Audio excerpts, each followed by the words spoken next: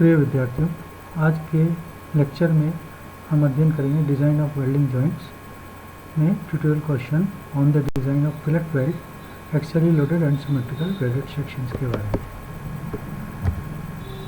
Question इस तरह से है, चित्रानुसार एक एंगल 200 गुणा 150 गुणा 10 मिलीमीटर को एक इस्पात की प्लेट से फिलेट वेल्ड द्वारा जोड़ा जाता है। ये एक एंगल है जिसका कि साइज़ है 200 गुणा 150 गुणा 10। इस एंगल को एक इस्पात प्लेट है, ये इस्पात प्लेट है, इससे फिलेट वेल्ड के द्वारा, यहाँ से ये फिलेट वेल्ड किया है और ये फिलेट वेल्ड किया है, तो इस फिलेट वेल्ड के द्वारा इसको जोड़ा जाता है। यदि एंगल पर 200 किलोन्यूटन का स्थैतिक भार लग रहा हो तो ऊपर व नीचे के वेल्ड की लंबाई ज्ञात कीजिए। यदि इस एंगल पर, ये जो एंगल है, इस एंगल पर यहाँ पर ये जो लोड है, स्थैतिक लोड जो है, स्थैतिक भार जो लग रहा है वो 200 किलोन्यूटन का है, तो यहाँ पर ऊपर की हुई वेल्ड LA लेंथ और नीचे की हुई वेल्ड LB लेंथ, इसकी लंबाई ज्ञात करनी है। स्थैतिक भार के लिए अनुगीय कर्तन प्रतिबल 75 न्यूटन प्रति मिलीमीटर स्क्वायर लिया जा सकता है। स्टैटिक लोड के लिए अनुगीय कर्तन प्रतिबल की वैल्यू जो है वेल्डेड मटेरियल की, वो 75 न्यूटन प्रति मिलीमीटर स्क्वायर लिया जा सकता है। A 200 into 150 into 10 mm angle is to be welded to a steel plate by fillet welds as shown in below figure 1. If the angle is subjected to a static load of 200 kN, find the length of weld at the top and bottom. The allowable shear stress for static loading may be taken as 75 Newton per mm square. अब इसका solution इस तरह से है, हल है given दिया हुआ है a plus B equal to 200 mm। यहाँ से यहाँ तक की ये जो डिस्टेंस है, ये a डिस्टेंस और ये b डिस्टेंस, ये a plus B equal to 200 mm है। यहाँ पर हमने एक सेंट्रोइडल CG ड्रॉ किया है, तो ये जो CG लाइन है, इस CG लाइन के ऊपर की ये डिस्टेंस है, ये तो है a डिस्टेंस, और CG लाइन से एंगल के बॉटम तक की जो डिस्टेंस है वो b डिस्टेंस है। तो ये जो a डिस्टेंस अपर एज से लेकर के CG तक की जो डिस्टेंस है वो a डिस्टेंस, और ये प्लस b डिस्टेंस, ये दोनों मिलाकर के 200 mm। और जो लोड लग रहा है इसमें, स्थैतिक भार जो है, स्टैटिक लोड जो लग रहा है वो 200 किलोन्यूटन का है। यहाँ पर ये जो p की वैल्यू है वो 200 किलोन्यूटन है, मीन्स 200 इंटू 10⁻³ न्यूटन। और वेल्डेड मटेरियल का जो शियर स्ट्रेस है वो उसकी वैल्यू है 75 मेगा पास्कल या 75 न्यूटन प्रति mm स्क्वायर। नाउ लेट, अब हम ये लेते हैं कि सपोज LA जो लेंथ है वो length of weld at the top, ये टॉप में जो वेल्ड की लेंथ है वो LA लेंथ हमें करनी है, और LB is the length of weld at the bottom, और LB जो है वो बॉटम में वेल्डेड मटेरियल की लेंथ है।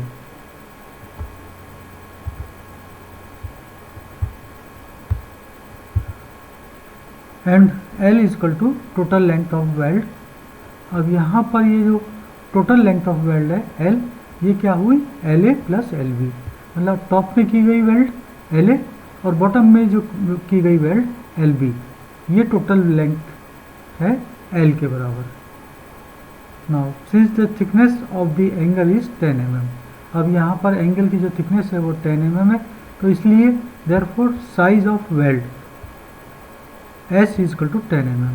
क्योंकि इसकी थिकनेस 10 mm है, ये थिकनेस 10 mm है, तो यहाँ पर ये S की डिस्टेंस, S की वैल्यू जो हुई साइज ऑफ वेल्ड है वो 10 mm हो गया।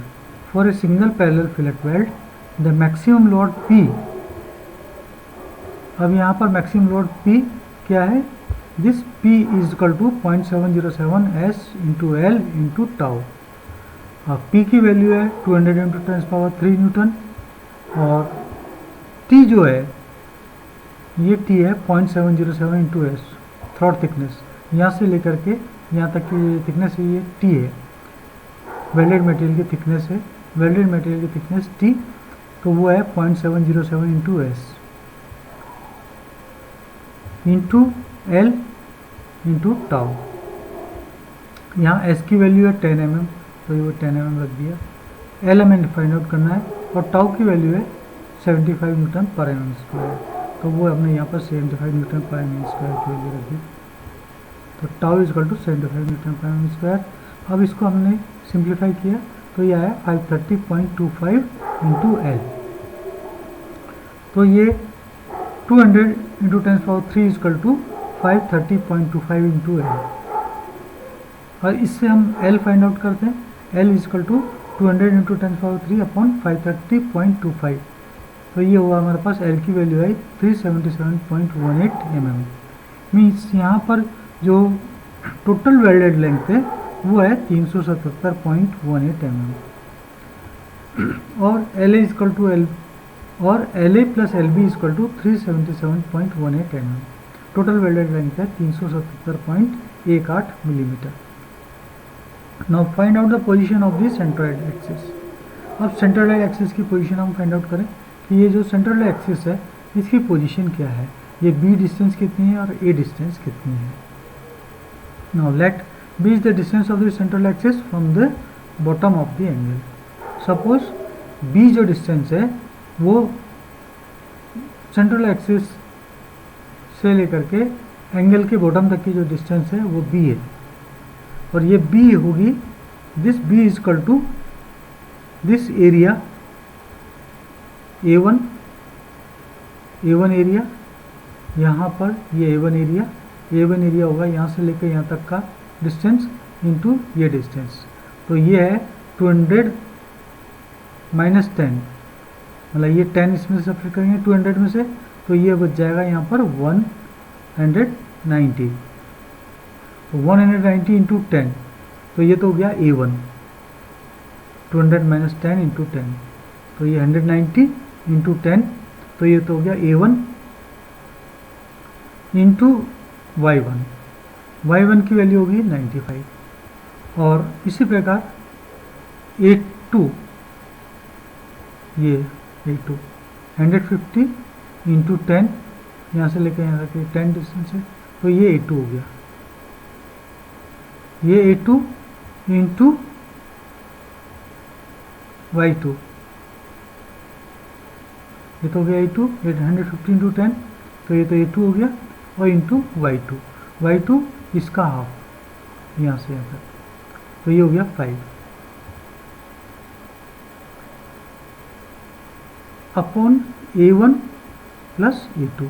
A1 है हमारे पास 190 इंटू 10 और A2 है 150 इंटू 10।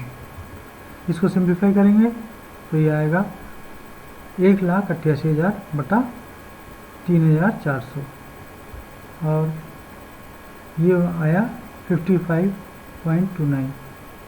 इसको राउंड फिगर में कर देंगे तो ये हो गया 55.3 मिलीमीटर।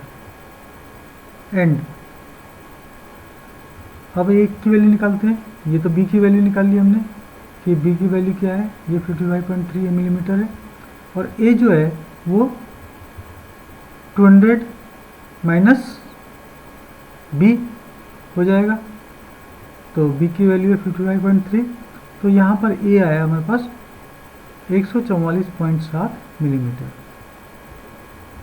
अब एल ए की वैल्यू होती है एल इंटू बी अपॉन ए प्लस बी, तो एल है हमारे पास टोटल वेल्डेड लेंथ, वो है 377.18 377.18, और बी की वैल्यू है 55.3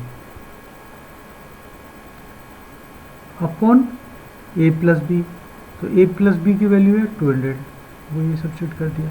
तो इस तरह से हमारे पास एल ए आया 104.2 मिलीमीटर। ये तो है top weld length, top side में जो वेल्डिंग करनी है वो एल ए लेंथ हुई 104.2 मिलीमीटर। सिमिलरली एल बी, अब यहाँ पर L B equal to L minus L A, total welded length में से एल ए घटा देंगे तो एल बी आ जाएगा कि एल बी कितनी करनी है, L minus L A equal to L B. तो यहाँ पर एल जो है वो है 377.18 माइनस 104.29, इसमें सब्ट्रैक्ट कर दिया, LA। तो हमारे पास LB बचा 272.89 मिलीमीटर, ये सेकंड आंसर हो गया। तो टॉप वेल्ड की लेंथ है 104.29 मिलीमीटर और बॉटम वाले जो वेल्ड है उसकी लेंथ है 272.89 मिलीमीटर।